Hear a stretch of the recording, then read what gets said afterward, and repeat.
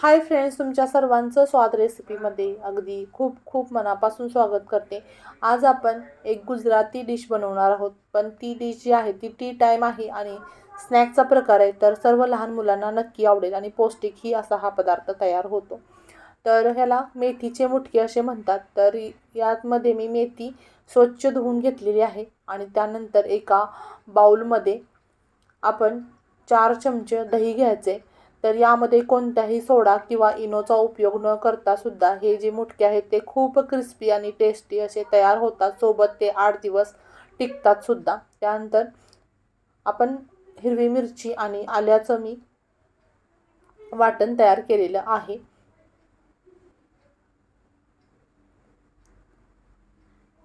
त्यानंतर अर्धा चमचा हळद घालायची.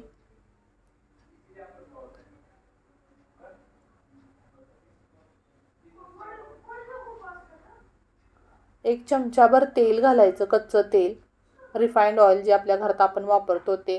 त्यानंतर 1 चमचाभर बिडगी मिरची पावडर घालायची, कारण कलर छान येण्यासाठी. तर आपण यात ऑलरेडी हिरवी मिरची आणि आल्याचं वाटण घातले. त्यानंतर चिमूटभर हिंग घालायचं, चवीपुरतं मीठ घालायचं आणि थोडीशी साखरसुद्धा घालायची टेस्ट मेंटेन होण्यासाठी आणि भरपूर असे तीळ घालायचे. आणि हे सर्व आता व्यवस्थित मिक्स करून घ्यायचं. त्यानंतर सोप घातलेली आहे मी. सोपचा फ्लेवर यामध्ये खूप छान येतो. अर्धा चमचा सोप घालायचे. आता हे एकसारखं फेटून घ्यायचं हाताने.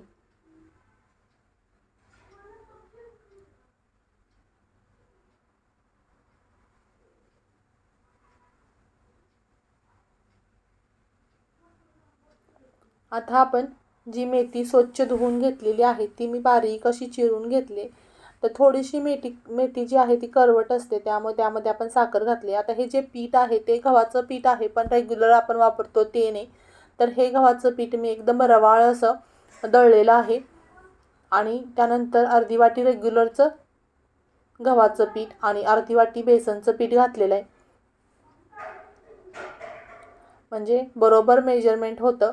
1 वाटी रवाळ गव्हाचं पीठ, 1 वाटी, अर्धी वाटी रेग्युलर गव्हाचं पीठ आणि अर्धी वाटी बेसनचं पीठ. मेजरमेंट चुकण्याची काही शक्यता नाही. आता हे सर्व व्यवस्थित मिक्स करून घ्यायचं आणि छान असा ह्याचा गोळा तयार करून घ्यायचा. यामध्ये आवश्यक वाटलं तरच पाणी घालायचं. दह्याला पाणी सुटतं, त्यामुळे ह्याला यामध्ये पाणी घालण्याची गरज पडत नाही.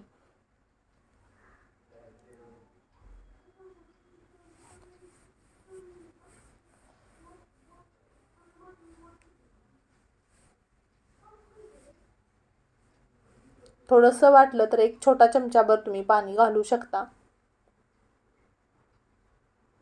अगदी थोडंसं मी पाणी घेतलंय, फक्त छोटा चमचा एक.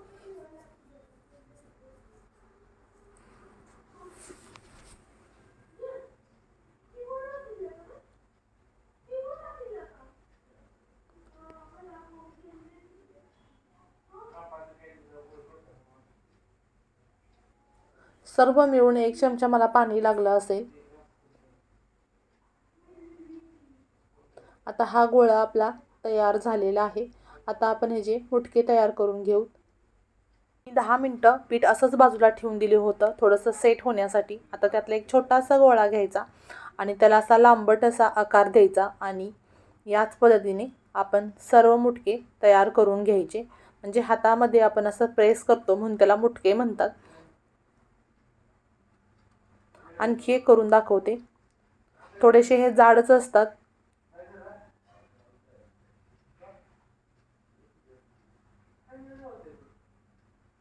हाताच्या मदतीने आपण त्याला लांबट असा आकार द्यायचा आहे आणि सर्व मुटके तयार झालेले आहेत. आता हे मुटके तळत असताना मध्यम गॅसवरती तळायचे आहेत, कारण त्याची थोडीशी जाडी आहे, त्यामुळे आतपर्यंत ते शिजले गेले पाहिजेत. नाहीतर बऱ्याच वेळा वरून क्रिस्पी दिसतात पण आत ते तसेच कच्चे राहण्याची शक्यता असते. तर गॅसची फ्लेम ही मध्यम ठेवायची आणि ज्यावेळेला आपण मुटके तेलामध्ये सोडणार आहोत त्यावेळेला गॅसची फ्लेम पूर्ण लो करायची. जास्त हाय तीव्र ही तेल आपलं नको आहे, नाहीतर आपले हे मुटके जे आहेत ते करपण्याची शक्यता असते.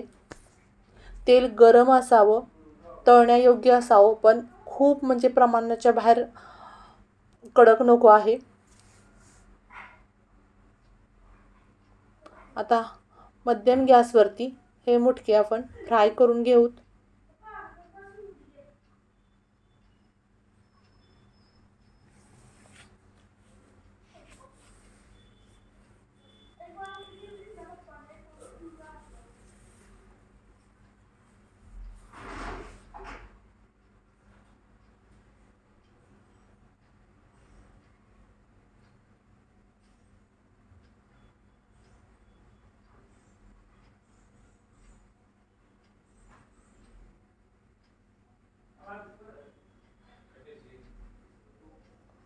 प्रथमच जर तुम्ही माझे व्हिडिओ पाहत असाल तर चॅनलला सबस्क्राईब करायचे आहे, जेणेकरून नवीन येणाऱ्या व्हिडिओचे नोटिफिकेशन सर्वात प्रथम तुम्हाला मिळेल.